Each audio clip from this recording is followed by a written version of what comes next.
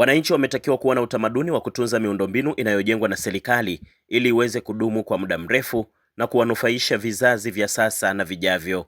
Wito huo umetolewa na viongozi wa vyama rafiki vya upinzani wa siasa ngazi ya taifa walipotembelea na kukagua daraja la Kigongo Busisi lililopo wilayani Misungwi, wakisisitiza umuhimu wa kulinda uwekezaji huo mkubwa kwa umma. Viongozi hao wameelezea kuwa utunzaji wa miundombinu hiyo utasaidia kupunguza gharama na matengenezo na kuhakikisha huduma za usafiri zinaendelea kuwa bora kwa wananchi. Ziara hii ilikuwa tuifanye kabla ya uchaguzi mkuu ili tupate uelewa wa pamoja na namna kujenga hoja kwenye majukwaa. Lakini kwa sababu ni mradi wa kimkakati na upo na umesema ni wa 4 nafikiri Afrika, tukasema hapana, lazima twende tukatembee. Kwa hiyo tunapongeza pia kwa Mheshimiwa Mkuu wa Mkoa kwa kuwapa support ninyi na kulea hii miradi na hatimaye kukamilika. Mradi huu umesema umetumia bilioni 700. Zaidi ya 700. Tuseme bilioni 800. Ni mradi mkubwa sana. Lakini umetuambia pia maisha yake ni miaka 100, alafu tunaweza kukarabati ukaendelea tena kuwepo. Ni mradi ambao ni wa kihistoria na tutauona sisi na vizazi vyetu na vizazi vijavyo.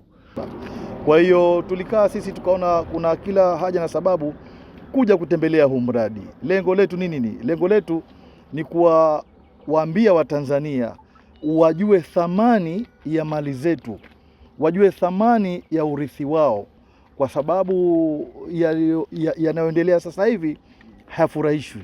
Tunaona juhudi za viongozi wetu hususan Mheshimiwa Rais katika kujenga miundombinu ya barabara na madaraja kadhaa. Pamoja na uzuri wa daraja hili, lina ubora kwa Afrika Mashariki, lakini lina ubora pia kwa Afrika. Kwa hiyo hapa sisi tumejitoa kuja kuangalia miradi mikubwa na kupongeza na kuwataka Watanzania sasa kila mmoja awe mlinzi wa miradi hii, awe mlinzi wa amani yetu. Tusikubali, tujue kuna watu ambao si wa Tanzania wanataka kuichafua Tanzania. Kwanza tunawashukuru viongozi ambao tumeambatana nao kwa kuratibu ziara hii ya kuja kutembelea mradi huu wa kimkakati, kwa sababu ni haki yetu ya kimsingi kujua kwamba tuna miradi kama hii, na kama viongozi wa vyama kutoa elimu kwa wananchi ili waendelee kuilinda miradi hii. Lakini kikubwa ambacho naweza kusisitiza kwa wananchi wote ni kuendelea kudumisha mazingira ya amani na utulivu, kwa sababu tuko hapa kwa sababu nchi yetu ina amani. Tumeweza kukamilisha kujenga mradi huu kwa sababu nchi yetu ina amani na utulivu.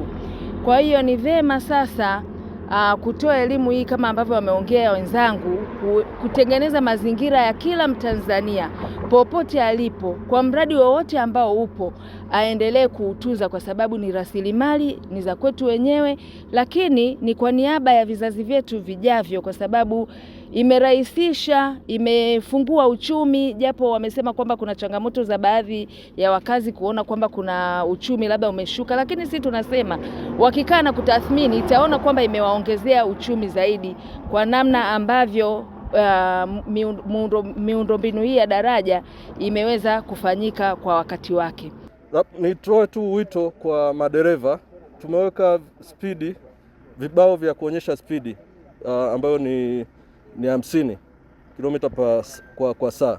Kwa hiyo nitoe wito kwa madereva wote wanaopita waweze kuzingatia spidi limit zilizowekwa kwenye huu mradi, lakini na kwa wananchi wote wa maeneo haya jirani kuweza kulilinda hili daraja ili likae kwa muda mrefu. Hizi ni ripoti za Ayo TV na Miradayo kutokea mkoani Mwanza. Mimi ni Baraka Fujens.